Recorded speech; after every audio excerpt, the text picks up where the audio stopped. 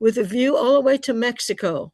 So it's got a gorgeous view, lots of lush landscaping in the front, four sheds, believe it or not. There's solar, and the solar lease is only $87 a month. This property's got huge potential. It doesn't have the modern upgrades, but the price is the model match sold for $940.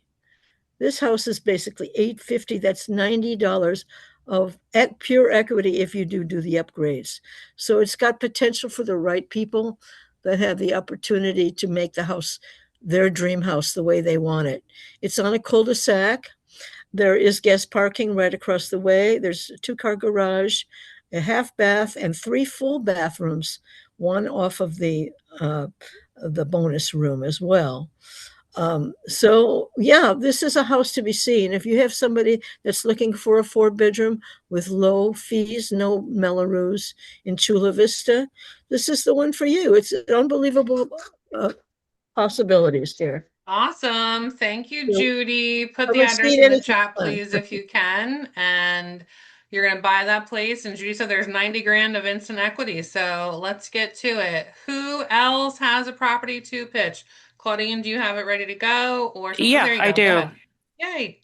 So I've got a 3 bedroom, 3.5 bath. Sorry, 3 bedroom, 3 bath plus den. A little over 2,000 square feet, 3503 Quimby Street. Listed at 1.85. It shows beautifully. I had it listed several months. It expired on Sunday. Seller made it a little difficult to show, so we're back live, and she's really motivated because she sees a property in Mission Hill she wants to buy. Nikki Thomas will be holding it open this Saturday from 12 to 3. Bring me a buyer. Awesome. So now she's motivated, y'all. You heard it here first. The seller has found a home to purchase. Let's get that going. Yes, Jacqueline, I saw what you wrote in the chat. Jen Dolan's Vista listing came back to market. No fault of the sellers, of course. It was the buyer side. Beautiful backyard if you want to check that one out. I forget the address. Anybody else? Property to pitch. Go, Kareen. Hello, everyone. I have a new listing coming up. Probably open houses are going to be on the weekend of the 28th of this month. It's a single family residence in the 92102 zip code, 3 bedrooms, 2 baths. The owners had put in the whole front yard concrete, so you can fit about 7 cars. Good size lot. It's actually feels bigger than it's about almost 6,000 square feet lot, but it feels a lot bigger because you have the whole front yard with the concrete. It's got 3 sheds.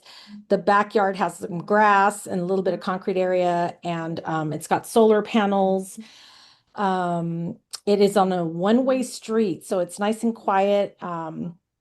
People don't go through there unless they live there or they have some business there. Sellers have years ago they remodeled the kitchen and the bathroom, so it's upgraded. It's all and it is different flooring in some of the areas, but it's all no carpet. And it's right around the corner from middle school, so really close to walking distance to schools. It's next to the freeway, but it's not, you can't hear the freeway, although you hear a little bit Not of walking it. distance, but it's very close to the school. Yeah, exactly. Yeah, no, I didn't say that. It's close proximity to the schools. And we're going to list it at 675 and bring me a buyer. It has solar panels. I don't know if I mentioned that. And it's a nice home.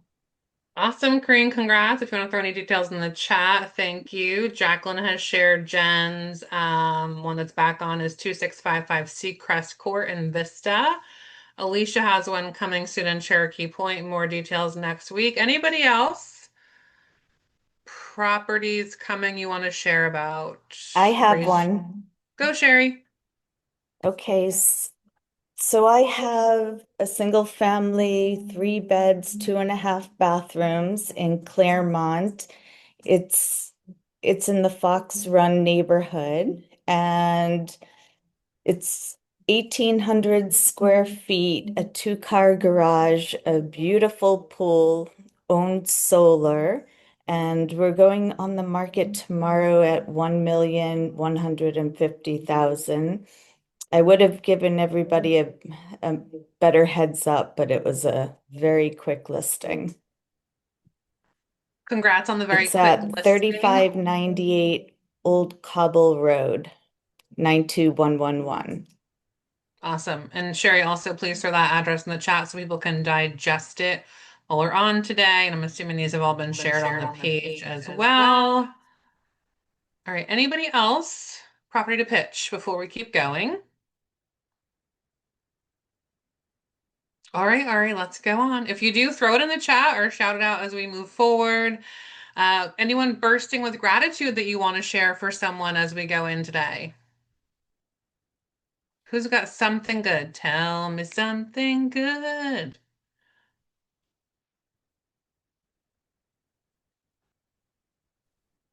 Seriously? You want me to sing more? No one has something good to share? Come on. Dig deep in. I'll just preemptively, I'm grateful for you for getting Sheena today. I think she's got a message we all need. So thank you. Me Ashley. too. Yes, that's my gratitude moment. I mean, I could tell you guys didn't want me to sing another verse. I would have gone for another line, but yes. And Sheena's there to hear you guys. They're going to get through the top part as quickly as possible. So we give her all the time in the world that she wants to share with y'all. You are in for an absolute treat today. I'm so excited. All right, Ari, let's go on, please. Okay, I want to just say one thing about this. Who do you know? Word of mouth. The forms were handed out last week to help our agents, you guys, like refer people who you know. I've been getting referrals like text wise. You can always text me any connections of agents who are outside of us who are looking to join. I was calling a co-broke of one of you guys last week, and I text the agent to say like, hey, how is this person to work with? And the agent was like, oh my gosh, they were amazing. I would love for you to call them. Actually, I'd love for them to be part of our company. And then they were like, oh, that form that was handed out at the meeting, should I fill that out? So the answer is yes, you should fill that out. Since we're on electronically today, go ahead and scan the QR code with your phone, and you can do it electronically if you want to, or fill out the form and send me a picture of it, or whatever you want to do. But yes, help me, help you, and help us all keep growing together. And I won't take any more time for that for today. But if you ever have an agent you want me to talk to, please, just a text is amazing.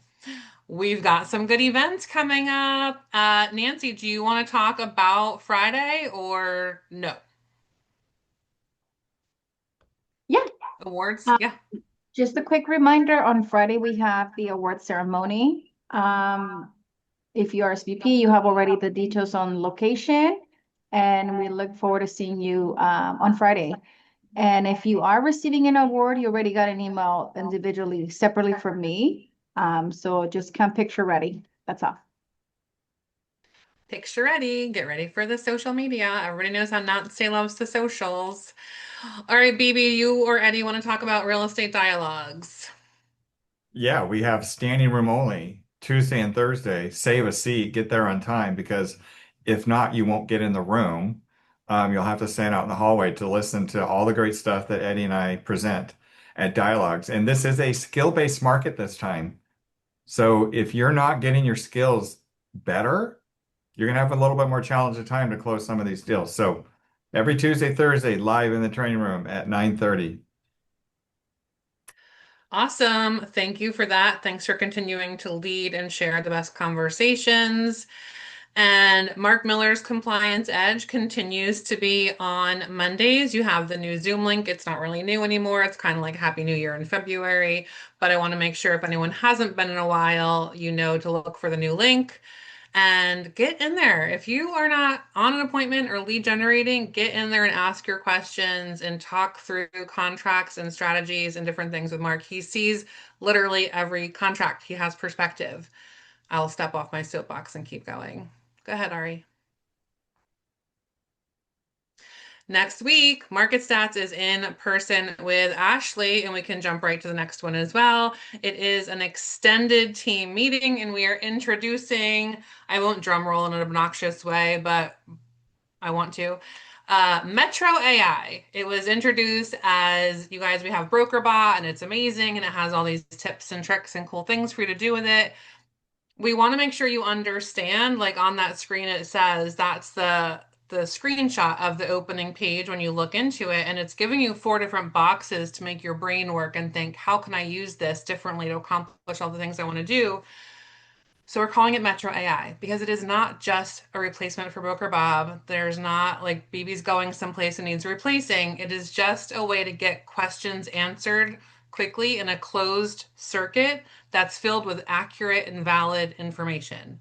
So anything from like, what's the Wi-Fi password to I just got multiple offers, help me review them, or how should I counter, or all kinds of stuff, it's in there. So Metro AI. The other thing is it's filled with tons of coaching goodness, lots of maps information, lots of coaching information. So next week at the team meeting, you'll get all of Ashley's stats, and then you're going to get an extended part to learn how to best use Metro AI to help you grow your business. And as a reminder, because someone asked last time, there is no extra charge for this. It is part of your value at Keller Williams Metro. Next. All right, Alicia, you got some spotlights for us? Hello, I do have some spotlights. This one's actually really cool. So Brian got his first BRBC signed. That's amazing. And Aaron Murphy is a new listing. Just went live, and that's up in San Marcos. If anybody needs open house opportunities, reach out to her. Is there any more? I don't know. Is there any more? There is, I remember. There is? Yep. Oh, Amy Jeffers opened escrow with buyers on a new construction property in Civita. So that's Amy. That's not Vanessa. So just so everybody knows. Yeah, so Amy did actually open, and that is Amy's picture. Just a different name and a different spot. All good, it's the beginning of the year. Happy New Year, Sarah. We're still working out on how to figure out how Zoom works. Ari told me she's going to just plant some, what are they called, Easter eggs to see if everyone's paying attention and listening during the meeting. And so now the good news is we are, and we see it. So great job, Ari. Thank Love you it. for that. And great job, Amy Jeffers. Those little Easter eggs, that's so cute. Yeah, Easter eggs. Go ahead, Eddie. Give us some mortgage news. I will be super quick. Rates have been going up, trickling up since the beginning of the year, unfortunately, but we've also seen an uptick in mortgage applications for purchases. So, look, I think people are starting to get the word out that rates have come down quite a bit from historic highs, and they're starting to come out of the woodwork. I mean, look, affordability is not exactly the same as it was in 2020, 2021. But at the end of the day, prices, as you'll see next week, I'm sure, are still staying stable, and if not increasing because of the limited inventory. I think that is going to continue. I think the lock-in effect is going to continue. I don't see any of that changing anytime soon. But at the same token, we do have a new Fed president coming on board in the next couple of months, and hopefully that will start changing things our way and start dropping rates even more, and we will see a large upswing in buyers, as well as refinances. So please let me know if there's anything that I can do to help. I have all sorts of really cool software that if you guys are stuck with a buyer or a listing or what have you, we can do some analysis for you and take a look at maybe a seller credit, right, to help somebody with a temporary buy down versus dropping the purchase price and seeing how that might help in getting your property sold. So instead of doing that $25,000 seller, dropping that price reduction, thank you. That can go towards buying a rate down for 3 years and showing someone what a 3.5% rate looks like, right? Buying this house.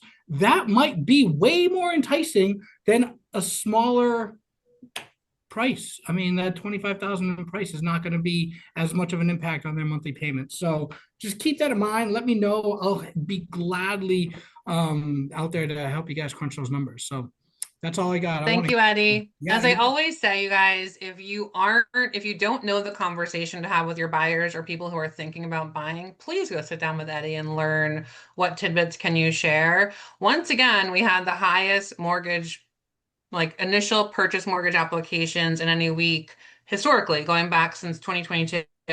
So people are out there getting ready for spring market. Are you getting ready for spring market? Do you have more buyers than you've had since 2022? If not, respectfully, get to work. Well, Okay, especially Ari. with South Halfa. Don't forget, you guys, the Street for All. Yeah, Dream So, Fund. It's I'll out talk to there. you guys later. Thanks. Bye. Thank you, Eddie. Jacqueline, take it away.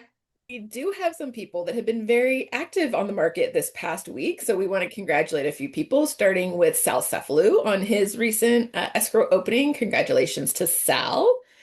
We have some more. Congratulations to Kathy Jackson and Marvin Gomez. They both recently opened escrow about a week ago. So we are seeing just in our business as well. January was sort of, we're seeing, the December trend of it sort of was a little bit frozen. And now we're seeing that start to thaw. And so we are seeing activity. And our February is really starting to get hopping. So I hope that's happening in your business as well. Next slide. And we wanted to add one more agent to our January closings that didn't make it in time for the previous slide. So congratulations, Bibi. We are very excited that you had a closing in January with us. And then top agent lunch, just a reminder, I will be reaching out again for RSVPs tomorrow. I have about half of you that have already RSVP'd, so thank you if you had sent that in. And we're excited to see a bunch of you in the office. So this is just for the top agents that worked with Escrow Partners last year. If you have any questions about that, please feel free to shoot me over an email. And then if you have an RSVP, you will get an email from me tomorrow. And I think I have one more slide for y'all. No, just a blank slide. I think You do have one more slide coming. You do. what that slide might have said is that we are doing closing statements.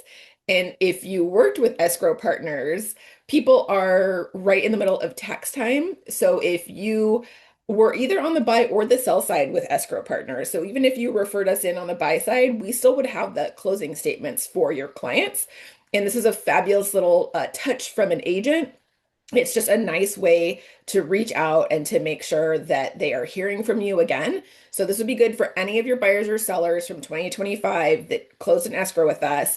We would provide the closing statement as well as a pre-done letter for you that you can sign, or we're happy to send on your behalf. And it's just getting that closing statement out to your client right as they're getting ready to sit down with their tax person to do their taxes for the year. So you get to be a little hero and not make them dig through all their files to find it. We'll see if there's anything else for me. I think that might have been it for me. Oh, I do know there's one other thing coming, and I don't know if this is on the next slide or not. However, as of now, it should have posted in our Facebook group because it's the first of the month. We have pulled the January stats. You will notice that it is in a new format. So go to the Facebook group to see that. You'll be amazed. You'll love it. I will tell you that the number of listings from December to January that closed went down 17%. So that's what we were saying. January looked a little bit slower. February picked up. The average list price was up 0.18%. The average sales price was down 26%. And the days on market median was up 3.45%, going from 29 days to 30 days. So what we're seeing, it looks like there was a little bit of a stall out in some of those higher price points. And we are seeing everything pick up for February. Go check out the Facebook group for the rest of you guys. Awesome, Jacqueline. Thank you. Ari, we're on to you and your Easter eggs. You can't fool us. So we're on to your pranks. We know it's all fun and games to make sure we're paying attention. And we are. And so we're ready to go. Sheena is here with her beautiful background. Sheena Statham. I was looking back and Sheena was on with us. I feel like it wasn't that long ago, you guys. So, and then I looked and it was October of 2023. So I'm so glad we have her back. Sheena, thank you for taking time from your very busy day. I'll give you guys some bullet points. She's closed over $1 billion in sales volume in the DC, Virginia marketplace. She has been in Gary Keller's Top 200. She's been on the MREA podcast. She has awesome team photos for her team, which give like Friends vibes of couch in the street. And she's super fun. She gives back in everything she does. And she's given back over $1 million through the work that she does. And like, it actually chokes me up to think about that. It's so big. What's cooler than that, I think, is that Sheena was $30,000 from her goal. Okay, this is a fun fact. And Gary Keller was like, "Hey, I'd love to help you meet your goal. Congratulations on getting to the top level of millionaire real estate agent. The top level is Give a Million." And who else ever saw Give a Million and thought like, that would be so cool, but how? Like, how would you possibly do it? And so when Gary said, "Hey, Sheena, can we give you the 30 grand to bridge the gap and get you there now?" She said, no, thank you. And I don't know who else ever says no thank you to Gary Keller when he offers money, but Sheena did. And I mean, now that's another feather in your cap, girl. So Sheena, thank you for being here today. You guys should know her birthday is tomorrow. And so I will say, she did not ask me to say this, but she is doing a fundraiser, go figure, to give away more money. Did you hit the goal already? Did you cross it? I think we're like $800 away, and I'm matching it up to $10,000. So yeah. So she's matching her goal to give away anything up to $10,000, and she's raising money because it's what she does all the time. So I said, our people here, I'm sure by the time we're done, will be moved and motivated to give even $1 to the fundraising efforts that she's doing. Sheena, we could dive in for days. I'll tell you guys personally, she's been a mentor to me. And like, how do you lead with heart? How do you give back? How do you build your business and philanthropy? There's honestly so much we talked about. You just jump in. What do you think is most important today for our agents to hear? Sure. Oh my gosh. Well, first of all, I've never had this kind of welcoming before. Thank you all so much for making me feel so welcome. And I mean, you guys have such an awesome team over there, such great vendors, Nikki partying. Oh my God. I have a lot of old friends on this call. So I'm just grateful you all stayed. And for anyone who doesn't know me, thanks for taking the time today, because I know you could be in a lot of places. So I hope to bring you lots of value. I hope you ask me any questions. Gosh, I think, what am I thinking about right now? I liked how somebody talked about consistent training. I've been in the business just over 16 years, which I know a lot of people have me beat on this call on that. And yet I think no matter where we are, I think we have to continue learning, right? My learning has changed over time, how I like to learn. One thing I like to talk a lot about, I guess I'll just start there, are books. And what I realized a few years ago was that I felt like my communication skills, my analytical skills were, I don't know, somehow deteriorating. And I realized I was reading business book after business book after business book, and they all started to sound the same. I don't know if any of you all have experienced that. And I did a little research and realized and learned that the average business book is written at like a 6th to 9th grade level. And I figure most of us have probably passed the 6th grade. And so just think about, if we keep digesting this kind of information, we are what we digest. So I started to read different books, and a lot of that, that helped fuel my leadership journey, because I did have that team where, I built up a team. I think we had almost a dozen agents at some point, and then the whole thing fell apart. And it's like, I got to figure out, how to lead differently. And that all starts with us. Who are we becoming, right? How are we changing? If you've ever read John Lewis's book, Across That Bridge, it's I call it my Bible. It's like coming apart. I've read it so many times. And what he talks about in there is, if you really want to make big change, you have to start with yourself. So it's one of those unique, it's a memoir, not something you maybe think about when you think, but it's, a handbook on leadership and about transformation. So maybe not the first book you think about when you think about how am I going to lead differently. I did bring a little stack. I don't know if you want me to like quickly go through. I'll go real quick. Okay. This book, has anyone read this book? It's called The Art of Gathering. And I don't know about you. I mean, I'm a big reader, but I really do judge books by their cover. I really think that's important to do. This book, if you like to do events, or if you have a team, or if you have one other person you like to gather with, this book I think is fundamental, because it reminds you that it's not so important to focus on the mechanics of your gatherings, but first ask the question, why am I gathering? What is the purpose of this, right? And every answer after that becomes easier when you are intentional, when you know exactly why you're meeting. Before I got this book years ago, I was inviting every single past client to every event. And I just never felt like we were really connecting with people. It was just so many people, right? And you think like, I just need to invite as many people as possible. But what I realized is I was looking at the ROI, and not just did I get any clients out of those events, but I really didn't. But it was also, I didn't feel like I had enough time to sit and really talk to people. So that kind of taught me, you know what, maybe I need to go deeper and make those groups a little smaller so I can be a little bit more deliberate in those conversations. Now I'm going to go over something a little contentious, but I think when it comes to leadership, and I think where we are in the world right now, it is about trying to understand people, right? Being curious. KW talks about that all the time. How do we be more curious? How do we meet people where they are and try to like meet people with love? So I read Hillbilly Elegy years ago before JD Vance became vice president. And then I read it again when I started to hear things about the book that I'll just go ahead and say I'm very progressive. I'm not with a particular party, but I'm very progressive. But I read the book again because I heard some things and I was like, I don't remember that from the book. So I read it again. And then I read this book, and it's called, many of you probably haven't, I mean, maybe you've heard of this one, but maybe you haven't heard of this one. It's called Appalachian Reckoning, A Region Responds to Hillbilly Elegy. So now I have the full story. Right? So I have all these different perspectives that can weigh into my reality and help me understand people who maybe are coming from this region or have had a background like this. My executive assistant lives in West Virginia, so that was an education for me.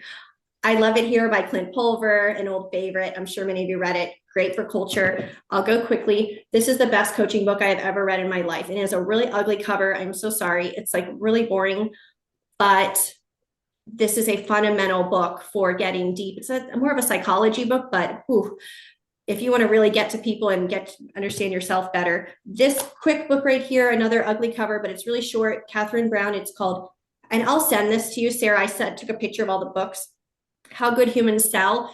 If you have agents on your team or people in your world who are like, oh, I just don't want to reach out to people. I don't want to reach out to them. I don't want to bother them. Do you ever feel like that? I don't want to bother them. I don't want to annoy them. Well, then don't. Right. And that's what this book teaches you, is like how to just meet people again, where they are and try to help them. Start with how to help people. So I think that one's great. If you're not good at listening, I don't know about you, I've had to read a lot of books on how to listen better. You're Not Listening is a great one. Give and Take, fundamental for, I think, if you are a people pleaser, I think that's one thing you may not realize you can get out of this book. Like, you give too much all the time and you don't know when to say no. I had a hard time recognizing other people would say, those aren't good people, Sheena. Like, why are you, trying to build things with people that aren't good people? And I never wanted to think about people like that. But this gave me the language to say, oh, okay, they're not bad people. They're just takers. Like, they just have a different way of going about. And so this gave me a more compassionate way to think about that. And sort of validated the way that we do our business, which is all about give to your community, give as much as you can, give as much money away as you can. And I promise it will come back to you tenfold. Change your questions, change your life. You've probably heard, this is the one, there's some KW class that has that map about being a judger or not. That's where this came from. And finally, sorry, I know this is like a whole book review. Necessary Endings. You read this one, Ashley. Oh, if you don't like firing people, this book will make you excited to fire people, because you'll realize that you're doing them a favor and you're undermining the relationship and your business and your relationship by not doing this. And it gives you the script. So, okay, that was the library I wanted to share. Well, I think the library is important because we talk about, like, you're on a journey. You have to keep educating yourself. You have to keep evolving and growing so you can keep evolving and growing people around you, your business, your clients, etc. Sheena, for anyone who heard, $1 billion in sales and give back $1 million, and if I ever break up Zoom wise, Ashley will just take over, so don't worry about that. For an agent who hears that and is like, that is so overwhelming, if you could like zoom back out to the beginning, like where would you say to get started in growing your business like that? What would be something that everyone could take on? Yeah, thank you. That's such a great question. I think it does kind of sound overwhelming, right? But it's like anything you've ever done, you guys. If there's anything you've done, a lot of people probably say to you, whether it's with this field, this industry you're in, or something you did before, there are probably lots of people going, gosh, how did you accomplish that? You can do things, hard things, and it's just a series of small decisions along the way, right? We didn't give away that kind of money. And I really don't love looking at the amount of money that we gave away a long time ago, because I now know that we could have done so much more. I've had a lot of changes on that, but where do you start? Well, you start small. That's really it, right? You see what you can stomach. People ask me all the time, how much is the right amount to give? That's a tough one. I know people like to tithe, so that 10%, good number, right? 15. I think we're around 25% now, but you know, as you make more money, you can actually give a lot more away. One thing I had to realize, like I know everybody, a lot of times we want to be systematic about things and say, okay, if I sell this much, I can give this much more away. I've kind of flipped that on its head. I just want to give away more than the previous year. Like last year, we made less than the previous year. Like we sold less homes, the market was slower. We gave away 50,000 more because I wanted to hit my goal. So, and we're fine, right? Like once you're making a certain amount of money, you don't need, anyway. So, okay, how do you start? Transactional giving can be a really good way to start, right? It can be, so think about first what pulls at your heartstrings or what makes you angry. Like start there, and you don't necessarily need to be doing the work yourself. You can find a nonprofit that's already doing the work. Be careful with the nonprofits you choose, right? I have a pretty high tolerance for nonprofits because I worked for a number of them, and I know that, you know, you should do your homework and see if you jive with the executive director, and, you know, look at the financials, and don't make too big a commitment just yet, right? But make sure that whatever you're giving to, you can speak to the tangible impact that you are giving. So if you decide, okay, and you're gonna make this public, hey guys, I've decided that I'm going to support foster kids in San Diego. And the way that we're going to do this is we're going to, you know, support this program that gives a backpack with all these special goodies to kids in foster care. For every closing, we're going to make sure one of these children in our community gets one of these bags. And that's our way of saying the community loves you. Strangers are showing up for you. Maybe that bag, we actually do that here. And I want to say the bag is like $75. That's not how we do our transactional giving, but let's just go with that example. You don't need to tell people you're giving $75 for every transaction. Just say the impact, right? If at some point you want to say we've given 10,000 or whatever, you should be tracking that. That's not a problem. Sorry, it's like so dry in my house. So you can start there. Start with something where it's transactional giving, and kind of see where that goes, and make sure you track all that, because I didn't do that from the beginning. I didn't track what I was giving. I had to go back and look at like tax records and stuff. And also inviting other people to join, making sure that you're telling people about what you're doing and reminding people when you close, this is what's happening. Always tie it and be public about it. So that's where I would start. It's great advice. I've often told agents, like, you can give 500 per closing or 1,000 per closing. I think it's really impactful to actually flip it and say, discover what is the amount going to go to, and then make it, for some people, if they're just starting out, their financials might not even, or they can't wrap their brains mentally around how to do it. So to really give the example of like as simple as a backpack, you're telling the story, right? And that's what is so important, is telling the story to get more people bought into your story. Let's go a little bit higher level, and let's say for some of our agents who are, you know, maybe they're even like you, they're in the top 20%, or they're in Gary's top 200 group or whatever. If they wanted to dive in, like I shared with the office, Sheena, your page from your party. Oh, with the 6 different things, with the book bus and the homeless shower and all the different things. Do you want another sip of your tea? You could totally take one. I said, do you need another sip of your tea? You could totally take one. Okay, I'll just keep drinking while you speak. Yeah. Sorry. Wet that whistle, girl. I know that cold air is crazy. So is there something, if someone's like, I've been doing that, I've been doing the transactional giving, like how would I go about leveling it up? Or, you know, I think being able to teach people how to weave philanthropy into their business is such a gift. So what would you say if they're already in that top level? What would they look at doing, or what advice would you have? Yeah, it's a good question. I think if you're at that level, you probably also have quite a bit of support. I like to think about the staff that we have as also social workers. So I guess I'll break it up into 2. There's leveraging your team, right? And I will say there's people often assume like, oh my God, you're giving all this and you're doing all this volunteering, your agents, like, how do you involve your agents? I don't. Like, if they want to join, they can. So I don't require that of anybody, but our staff really, like, I basically pay them. A lot of them, some of them are paid by hour. That's the way we have it. They're military spouses stationed throughout the country. And so they do work such as, I'll give an example. We can talk about big projects, but there are lots of ways to give back, right? And every organization needs money. Money can solve a lot of problems. And in, I want to say February or March, I started to see how a lot of people were saying, I don't want to shop at certain stores anymore. I'm making a values-based decision, whatever that might be. And I thought, wow, how are these people going to get their things? Like, if you stop shopping at these stores, how are you going to get the things that you want? And then we also have this issue, which I suspect you guys have too. Let me know. Do you guys have any clients who have so much stuff in their homes, they have to pay people to get the stuff out? Okay, we have similar problems, right? So, yeah, big problem. So I thought, what if we had a yard sale?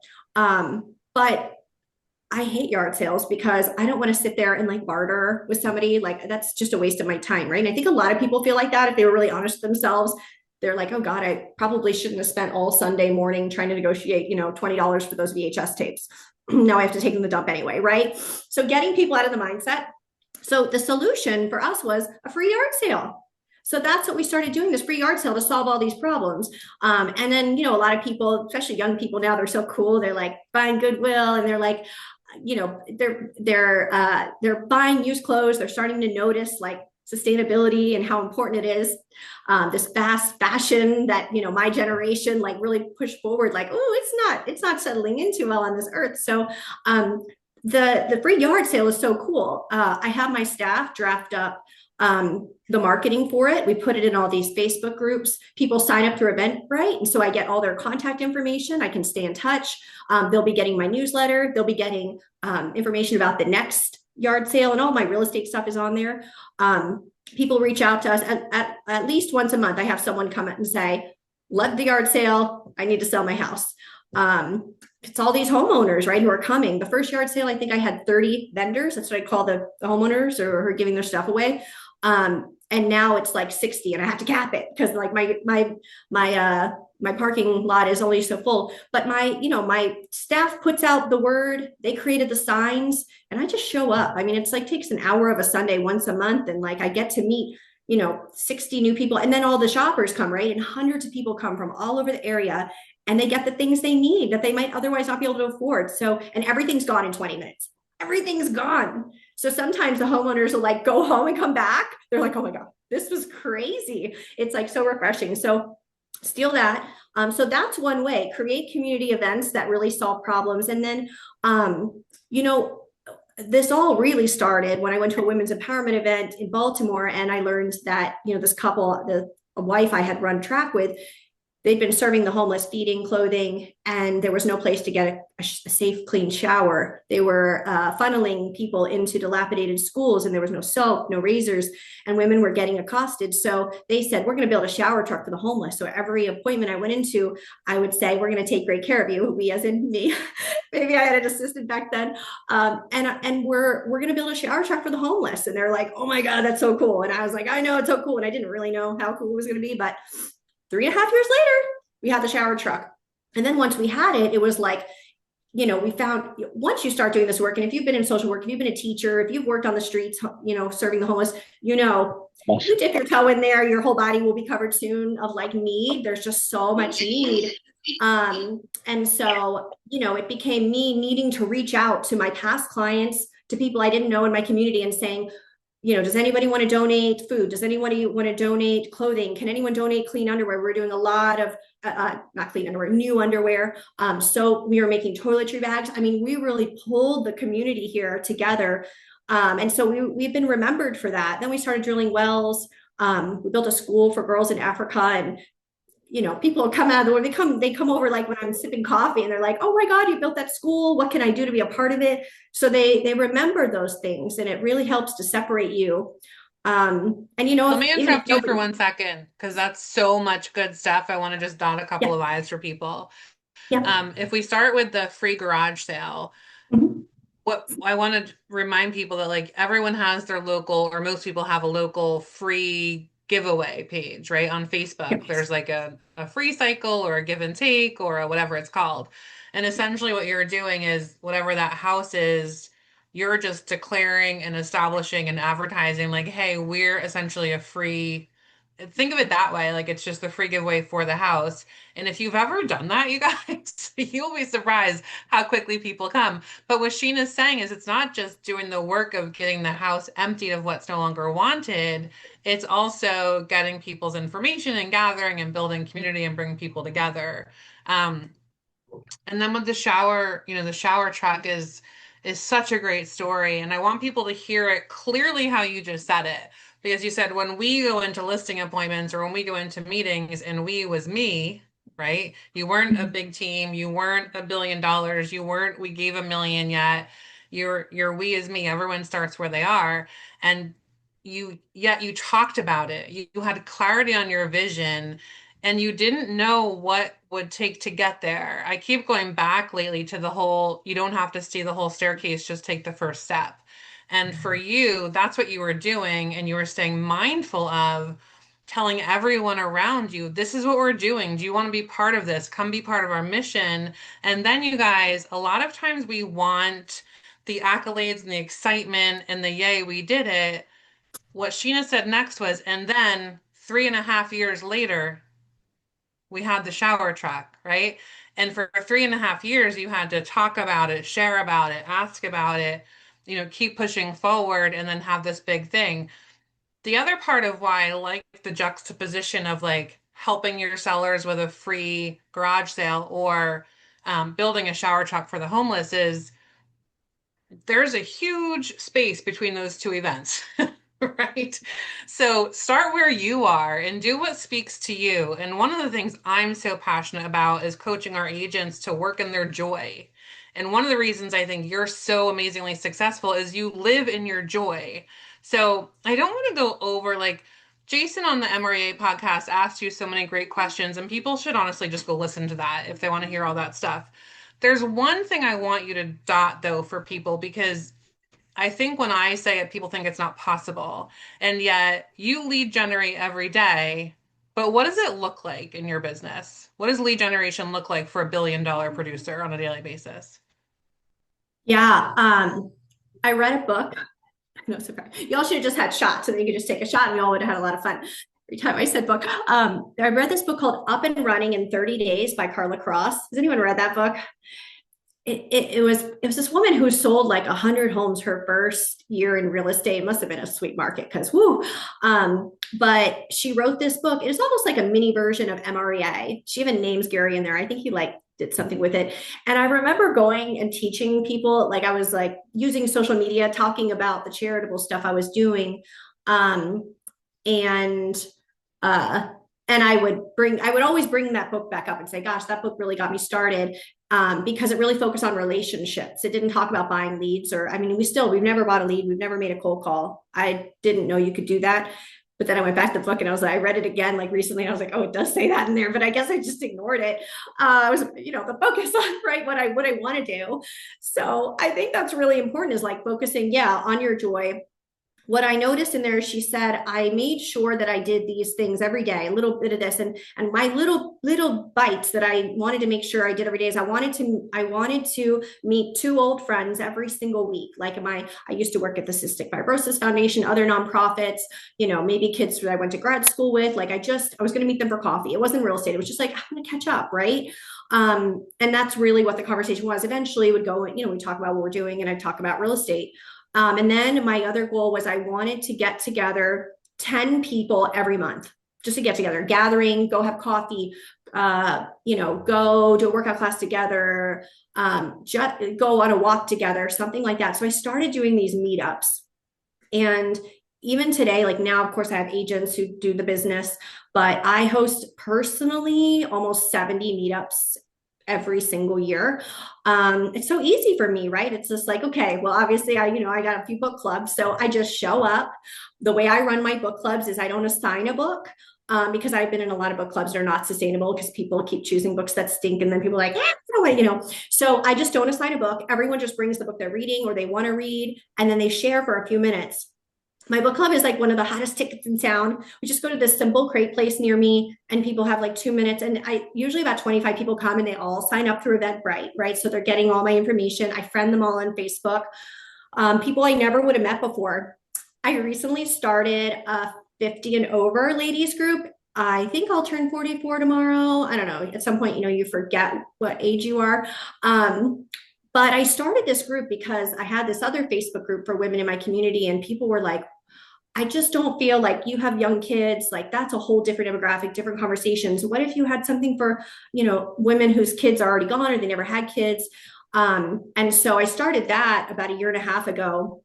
It's a 50 and over meetup group, and they come and they talk about crocheting. They also are like, they like to protest. They like to do workouts. They like to leave their husbands at home and go do fun things, vacation. They really love getting out, and they tell me all the time, like, a lot of people will say, like, you saved my life. Like, I retired and I didn't know what to do. Now I have this thing on the calendar, and now they have all their own little groups. Like I said, they're doing canasta together, crocheting, but once a month I meet them for a book club, and once a month, and that's fiction and nonfiction, no assignments. And then I also meet them for coffee. So I just try to find, like, I've noticed that people are lonely, right? That's like one of the big things. Figure out, find your joy and find other people who might want to do those things, and just consistently meet with those people. They need a leader. They need somebody to gather them. How do you, it's all great. It's all great. What my brain is going to is the question that I think probably some people are thinking of is how, yeah, Ashley, it's not 50, it's over 50. So it's like 50 to 110 years old, just giving you her F-bomb. So people come to but it's crocheted. It's my one thing of crocheting. So well, that's good. I didn't do it. It was a gift, but by a 70-year-old. You get them to come to book club, and I love that you're feeding you're not feeding it, you're starving the loneliness. You're giving people something to do. How do you bring them from, hey, I went to your book club, into your real estate world? Yeah, good question. Because like, how do I make that link, right? The people need to know. So usually at the book club, I'll have everyone introduce themselves, say a little bit about themselves. And I'll just say, I own a real estate team and blah, blah, blah, blah, blah. I don't stick on it very long. Everyone knows. I think part of it is like, I'm in the group constantly, like saying hi to everyone, hoping they have a great weekend. And then every once in a while, I will post something about real estate that I think that could be helpful, right? Our Smart Move program, which many of you probably have. Someone said at a KW event, like, whatever you're already doing, like, just stamp a title on it, right? So we were already fronting people money for repairs. We already had great organizers, professional organizers on hand, contractors. So we're like, let's just call it the Smart Move program, put everything, in a box. And then we start advertising this thing that we've already had forever. So I think, putting that out there to people and speaking about it, and you just become their go-to, I think, but belly to belly, face to face. And I mean, I have people, just because they've been seeing what we're doing, we're constantly posting on social media. They say, you're that real estate team that built that shower truck. Like, people still remember that. And like, I live in a neighborhood with 40 plus licensed realtors, and there are about 6 who sell 200 or more homes a year. So it's, they have their options. They have great options, but I think we distinguish ourselves by people coming to our events. They come to cure their loneliness. They come to declutter. They come to make friends. I have a newcomer coffee I do, where, again, it costs me a latte, and I'm just like, anybody who's new to the area, come. And if you've been here for a while, you should come too. So then, like, everybody comes, and I can get like 60 people. They all sign up, and we just come and congregate. And I usually introduce myself. It's really simple. I actually have a kind of a bougie movie theater called Cinepolis. I don't know if you guys have something like that. And they have this lounge where no one ever is, with a bar, and they love when we come. I just buy a few popcorns, and then I tell everyone who comes, like, there's no cost to this event. You guys just buy a drink from the place because they're letting us use the venue. And it just turns into something. Usually, honestly, I'm the first person to leave. I got 3 kids. I got a lot to do at home. So I'll stay for like 3 hours, and everyone else is like making best friends. I'm like, I love you guys, but I got to go. And of course, I friend them all on Facebook, and I'm posting my real estate stuff. So it's very organic, but it's very, again, we've built a relationship-based business because people already feel like they know us, they trust us, they love us. And so of course we're going to choose you for real estate. It's kind of how it works. Yeah, and I think your answer is perfect because a lot of times maybe it's just me. Someone literally told me last night, you overthink everything, don't you? Yep, I do. Thank you. We can overthink how do you get from A to Z, right? And the reality is if you're in your joy and you're doing it with like your smile is contagious and it keeps popping up, even though it's like your kids are home from school, you have your homework, like this is an extra thing you're doing. And so I think it's important if you're like, I don't like anything you're saying, I might want to try to give $1 million, but I don't want to go talk to people or network, then awesome. Go do the other part of the book where it was the cold calling and the other stuff and build your business that way and still donate money. If you want to work with people, like you said, you kind of flippantly said, and then I still do like 70 networking events per year. And I was like, did she say 7 or 70? So the Eventbrite is genius. And I know last time you were on, you shared like your annual home seller survey and so many cool things. And I'll pull those things out of the artifacts for the agent so we don't have to go over all that. Let's talk for a minute on, well, let's talk about your social media because your social media ties it all together. So wait, before I say that, can you give us, and I didn't ask you ahead of time, but you probably know, what's your breakdown of business? Like, where does it come from? Well, 100% Sphere, I guess. Like, I mean, I think maybe we've had like 2 open house deals or something, but that's it. It's people we know, people that came through Facebook. I guess I'll include agent referrals, but I consider that Sphere because I've worked pretty hard to like get to connect with people and try to give before taking. So if you want to do agent referrals, that's about 25 to 30% at any time. Everything else is, past clients, people in our community. People at nonprofits who like we've supported their nonprofits. So now the executive directors are like, hey, can you help us buy a house? So yeah. Ashley, I saw you pop off mute. Did you want to ask something or you're just... Just for perspective, because I don't think everybody knows, and I know you well enough to know you had a life before real estate. What did you do before real estate? And then you are not your traditional salesperson. And we've never talked about this, but I'm pretty certain the financial motive wasn't your major motive in doing anything. So what'd you do before? Why real estate? And your first year, how did it go? Ooh, well, thank you. So I went to school for political science, and like a lot of people, I thought I was going to be a lawyer. That's kind of what everyone tried to do when they got out of school. But I failed the LSAT twice, even though I did listen to classical music on the way to my test. I did fail. The results were like, you're not good and smart enough for this. So I pivoted, and I at the same time, my husband joined the Air Force. I come from an Army family, but my husband, high school boyfriend, joined the Air Force. So we moved to the first duty station, and I started my MBA and realized, it was a lot about money and making money. And I don't know, it didn't sit well with me because I was working at nonprofits for WIC and that kind of thing. And then I moved back to the DC metro area, and I'd lost 2 or 3 jobs in nonprofit by then. It was the Great Recession. Like the first thing people do is stop spending money on charity, right? So I kept losing jobs. And so I think I lost 2 jobs by then. So I was like, you know what? We had just went into Iraq and Afghanistan. I guess I better do something to support that. I think a little differently about that now. But anyway, I went and got a master's in national security policy. I got with it about $100,000 more in student loan debt. The week I graduated with all that new debt, I lost another job. And my husband was like, well, how about real estate?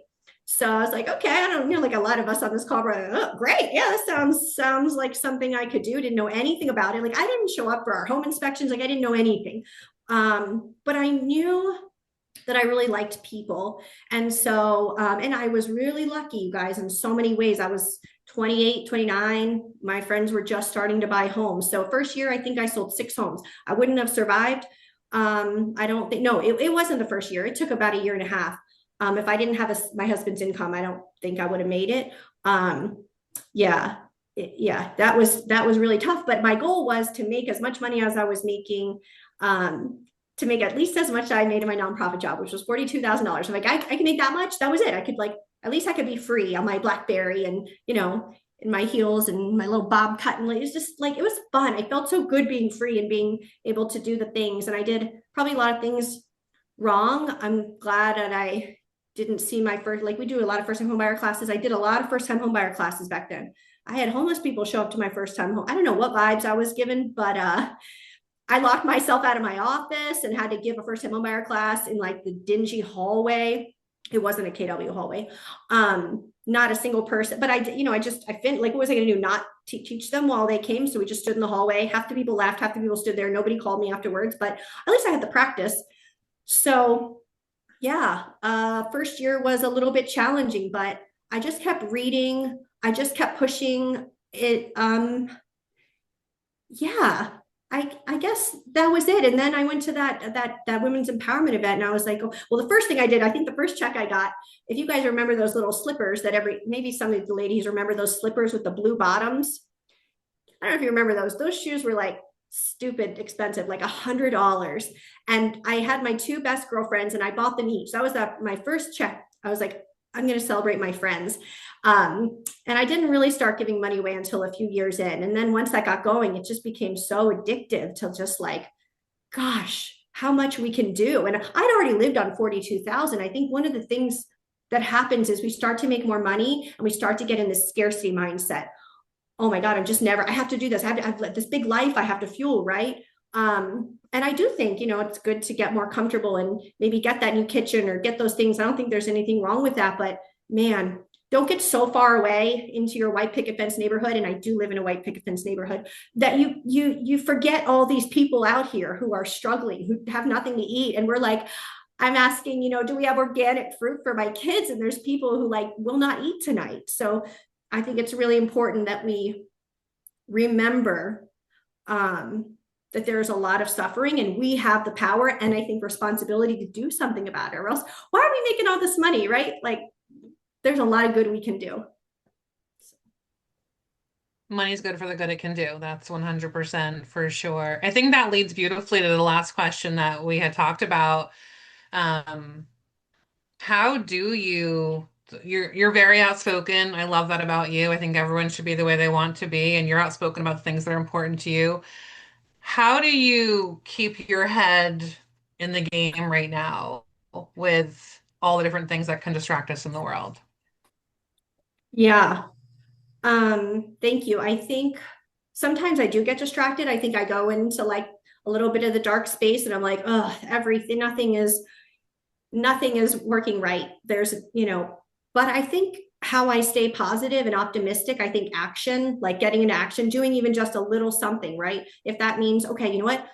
I'm just gonna plan something where, we can get families together. Like I think we did a Thanksgiving for veterans one year, right? And you can get other people to support this too. Okay, here's a fun little example.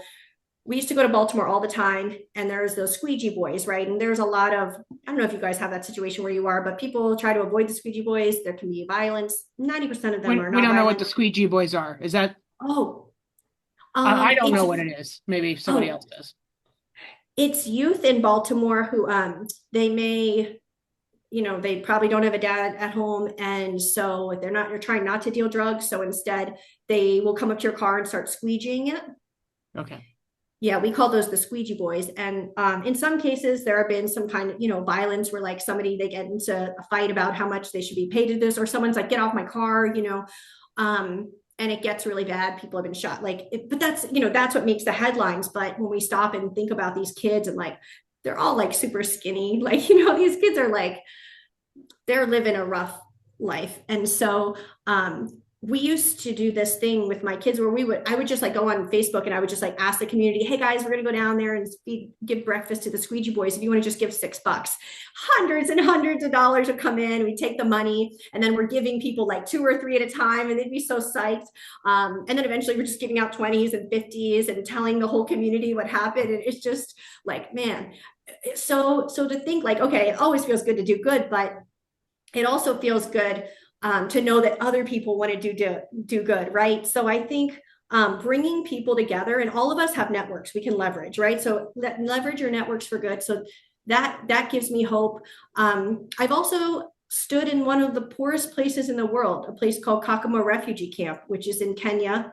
to give you a sense of how remote it is, it's near Sudan, very northwest corner of Kenya, and it takes 3 days from here to get there. It's a long trip. And I have stood there on this arid ground where people are coming from their war-torn countries, Congo mostly.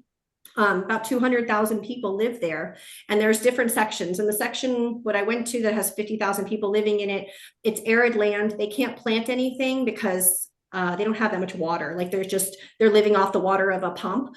There's no electricity, like I said, no water. They can't plant crops, and they can't have what is it called? Cattle. They can't eat meat, right? Because there's the fear that there would be war with the tribe that is there. There's a Turkana tribe, which is basically what we all came from, the Turkana tribe in Kenya. It's like the cradle of humanity. So they basically live off of the UN's maize, corn. It's basically this corn maize that comes in a bucket. So a family of 8 is going to live off of that. They're eating about 200 calories a day. So I have stood there and seen people surviving. I've seen people there who are having babies and are celebrating it. So life goes on, even in the worst circumstances. The most challenging thing that I think we almost can't imagine is there's no freedom of movement either. They can't just leave. Like when you are a refugee, you must stay there unless the UN can get you out. And then where do you go? Because you have no money, because there's no way of making money.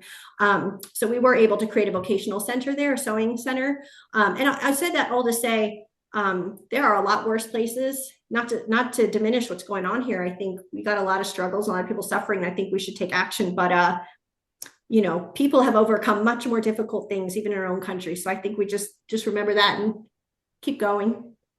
Perspective is helpful. Thank you for your time today. I know we're a few minutes over. If anyone had questions, I didn't see any pop into the chat, maybe because they were just dying to hear what you were going to pour into us. I know before we talked about if anybody wanted to get a coach call with you one-on-one or a conversation about them specifically, and they wanted to donate to your birthday charity, you were happy to do that. So do you want to talk about that really quickly before we go? Yeah, I guess if anybody wants a one-on-one, like an hour-long call, I don't know, what should we put it at? You guys decide what the amount for the charity. I don't care. More. I don't know. I would always go higher. I'd say 500. What would you say, Ashley? That sounds good. I think it's definitely worth that. And the idea is to get the money and do a call. So 350. 350. Well, 350 is what Bridget says you have left to hit the goal. So 350 is great. I'm so happy with that. We will schedule it out. We've got the rest of the year. I mean, hopefully I get to you sooner, but we'll make it happen. So if anybody donates 350 or more, 350 or a referral to DC. Yeah, that's great. And just reach out to me directly, you guys. Text me if you want to do that, and then I'll put you in touch with Sheena. And Sheena, we could talk for days on your social and all the things you do and all the amazing things, and we'll talk about doing more in the future. But for now, thank you for taking time from family. I know that is, valuable time for you. I'm sure everyone learned something. We'll go back and re-listen because it's recorded, but just thank you for being a beacon and keep being awesome. Thank you. Thank you all. You have been so wonderful and generous. I'm so grateful to be here. Call me if you have questions or need anything. Nikki, Bridget, I mean, all of you. Ashley, thank you so much. I appreciate you all. Love you, lady. Thanks, honey. Bye, guys. See you soon. Thank you. Thank you.